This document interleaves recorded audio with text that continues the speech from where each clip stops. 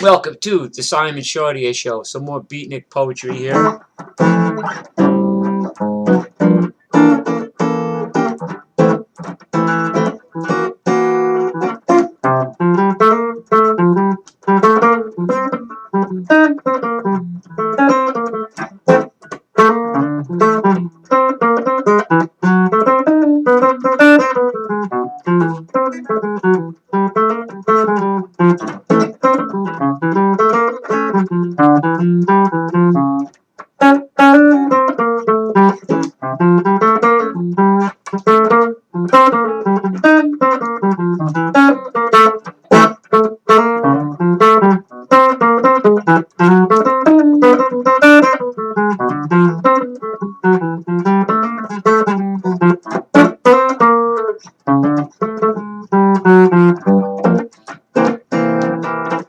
Anyway, for gigging, I like those little 5-watt practice amps, right? Sometimes I'll use 2 of them. You can't play loud like you used to, man. And anyway,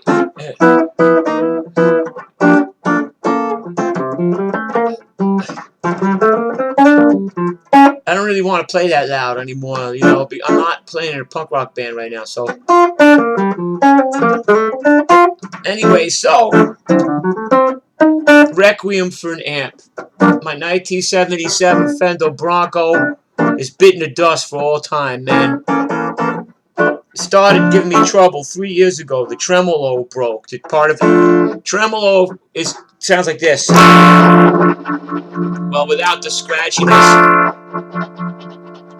Right, so you're...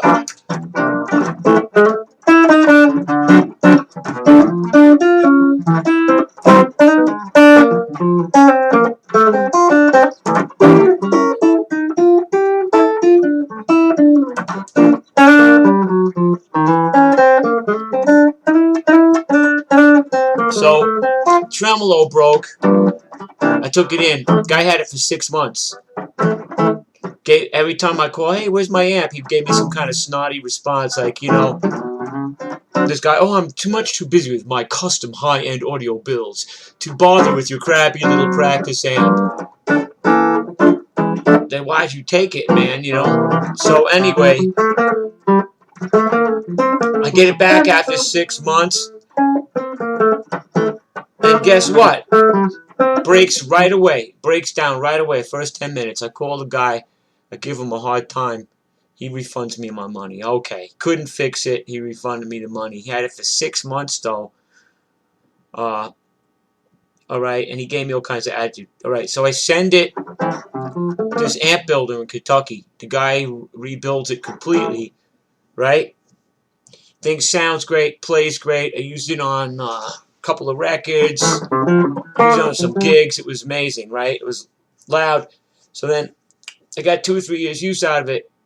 Then all of a sudden it started acting up again. The tremolo broke down again. I was like, what, this again? I didn't want to mail the amp to Kentucky, so I took it to my new local amp repair guy. And he couldn't fix it.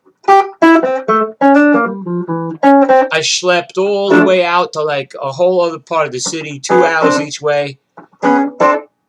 He fixed it and it broke down again right away. The tremolo, right? And it's just tremolo. I mean, it's just doing this. Minus the static.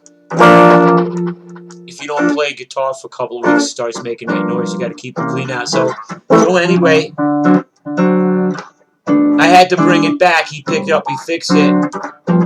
I took it out on a gig to test it. Fantastic. Alright, I'm all happy. Now, I couldn't find an amp to rent in Europe, so I brought my amp. I brought the correct voltage converter. I go on my first gig in Europe. Amp fucking blows up, catches fire right on stage. It catches on fire. That's where I made that amp smashing video, right?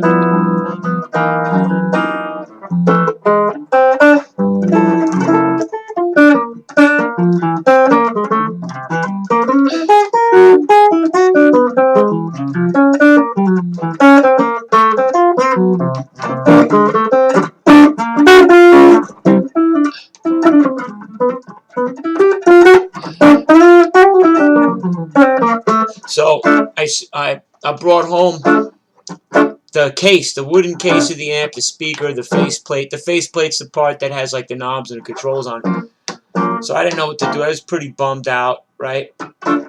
So I talked to this guy, another guy, fourth guy, okay? He says he'll build me a new guts for it, a new chassis. I send it to him. He goes, oh, I can't use the faceplate. I have to use my faceplate that's got the name of my amp company on it, and I'm going to take the Fender logo off, and I've got to put the logo of my amp company. And I said, I don't want that. I want it to look the same. I've had this amp for 20 years. I bought it at a little music store in Ann Arbor, Michigan. I've had it for 20 years. I don't want to change the looks of it. I sent it to you because I want to fix the insides. I don't want to change the cosmetics. And he got all huffy with me. He was like, if I'm going to have work on this amp, I want to have my name on it. I was like, hey, wait a minute. You know, like, why does everybody think they're a fucking rock star? You know? And it's like, look at me. You think I'm a fucking rock star? I'm some fucking loser that plays in a fucking bar out here at Rockaway and gets a gig canceled on me. You know? But I want the amp to say Fender on it. And he goes, oh, it's not a Fender anymore, but I want it to look the same. And he goes, I can't do it. I can't do it. So I was like so pissed off. I sent him the amp. It was $63 to send him the amp because I cannot get my amp fixed in New York City for shit. Nobody will fix it for me. So that's where I left it. The guy's like screaming at me, trying to get money from me. And I said, just keep it. Just fucking keep it. Get it out of here. And he was like, no, I want money. I want money. I'm not going to pay him. It's like douchebag of the summer. I went through hell with this amp. At this point, this amp is like a chayeya, like a fucking cholera, a pox on me. I miss it though. It sure sounded good, but it gave me so much fucking trouble. Have you ever had a person in your life that just gave you so much fucking trouble that after a certain point you just were like, you know, or like, you know, like I don't know. At some point in life, things just become so much trouble they're not worth it anymore. Like old bands I've been in, people I've known, things like that. I hate to see any of my instruments go, though. I love my instruments, you know. I play them all the time. That's all I do is play music, you know. It's winter now. It's cold. No more swimming. Maybe go surfing a little bit if there's waves, but it's like, well, there's nothing to do but play. I get up, work out, play, try to hustle, make a couple of bucks teaching and playing a gig if it doesn't get canceled on me, you know? What else I have to do? So, Requiem for an amp, and like, I'm not naming any names, but that was 1, 2, 3, 4 amp repair guys that just fucked me. I think the third guy, he just couldn't fix it. When I opened that amp up after it burnt on fire, the wiring looked like fucking spaghetti. All the wire inside was just shitty. There was cheap parts. There were these cheap Chinese parts in there that I specified to not use these things. They're called Illinois capacitors, and thing had Illinois capacitors in it, the cheapest fucking shit you could put in any kind of circuit. Like, nobody listened to me. Everybody just did the quick and dirty, easy way out, tried to get my money. You know? It's like, fuck all four of you. Fuck you 4 times. 4 times. You want my fucking money for that amp? Come down here and fucking shoot me. I mean it. Alright. If ain't nobody told you they love you today, I do. Except for amp repairmen. Amp repairmen are like the fucking, forget about it, man. If anybody knows one that can actually fix something and isn't a fucking rock star that's too cool to fix my shit, that'll actually do what I asked him to do. If I pay you to fix my fucking amp, I want you to fix my amp the way I want it done. Not with your name on the front of it and shit. Just fix the fucking thing. I'm paying you.